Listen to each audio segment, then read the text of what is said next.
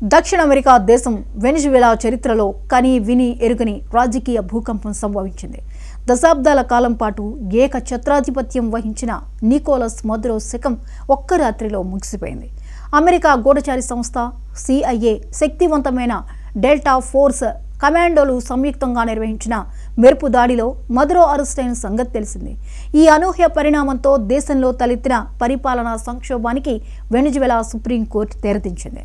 దేశ ఉపాధ్యక్షురాలిగా ఉన్న డెల్సీ రోడ్రిగ్ను తాత్కాలిక అధ్యక్షురాలిగా నియమిస్తూ అత్యున్నత న్యాయస్థానం సంచలన తీర్పునిచ్చింది. ఈ నిర్ణయం వెనిజువెలా భవిష్యత్తును ఏ తీరాలకు చేరుస్తుందోనన్న ఉత్కంఠ ఇప్పుడు ప్రపంచ వ్యాప్తంగా నెలకొంది.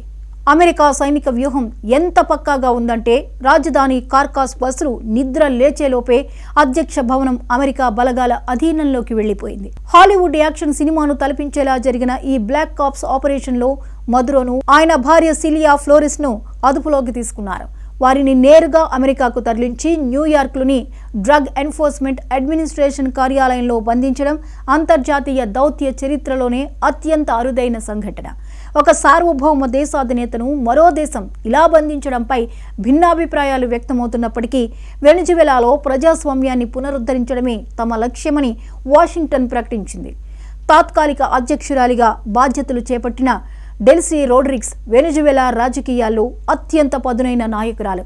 ఆమె నేపథ్యం పరిశీలిస్తే విప్లవ పోరాటాలు ఆమె రక్తంలోనే ఉన్నాయి. 1970లలో వెనిజువెలాలో వామపక్ష ఉద్యమాలకు ఊపిరిపోసిన లిగా సోషలిస్టా పార్టీ వ్యవస్థాపకుడు జార్జ్ యాంటోనియో రోడ్రిగ్స్ కుమార్తెగా ఆమె రాజకీయ ప్రస్థానం మొదలైంది. తండ్రి ఆశయాలకు అనుగుణంగా ఎదిగిన డెల్సీ హ్యూగో చావేజ్ హయాం నుంచే కీలక పాత్ర పోషిస్తున్నారు. 1969లో కార్కాస్లో జన్మించిన ఆమె న్యాయశాస్త్రం అభ్యసించిన తరువాత రాజకీయాల్లో అంచెలంచెలుగా ఎదిగారు. కమ్యూనికేషన్ మంత్రిగా, విదేశాంగ మంత్రిగా ఆమె పనితీరు మదురోను ఎంతగానో ఆకట్టుకుంది. అందుకే 2018లో ఆమెను దేశ ఉపాధ్యక్షురాలిగా మదురో ఎంపిక చేసుకున్నారు.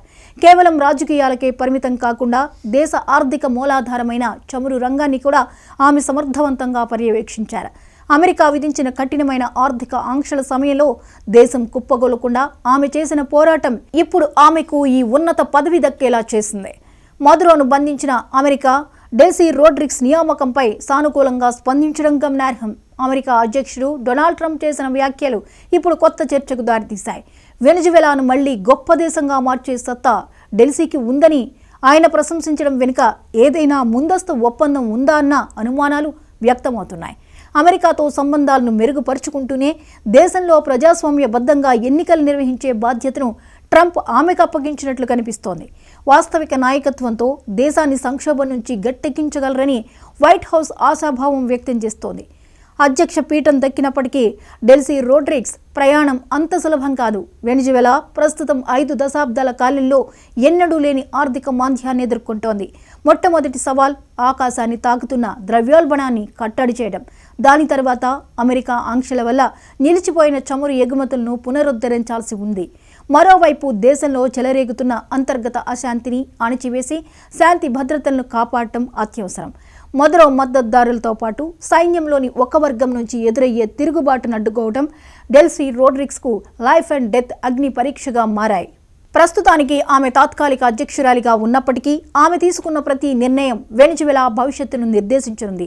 అపారమైన చమురు నిల్వలు ఉన్న ఈ దేశం మళ్లీ ఐశ్వర్యంతో తులతూగాలంటే డెల్సీ రోడ్రిగ్స్ అంతర్జాతీయ సమాజంతో ఎలాంటి సంబంధాలు నెరుపుతారన్నది ఆసక్తికరం. వెనిజువెలాలో ఇది కేవలం ఒక ముఖం మారడం మాత్రమే కాదు, ఒక కొత్త అధ్యాయానికి నాంది కావాలని ఆ దేశ ప్రజలు కోరుకుంటున్నారు.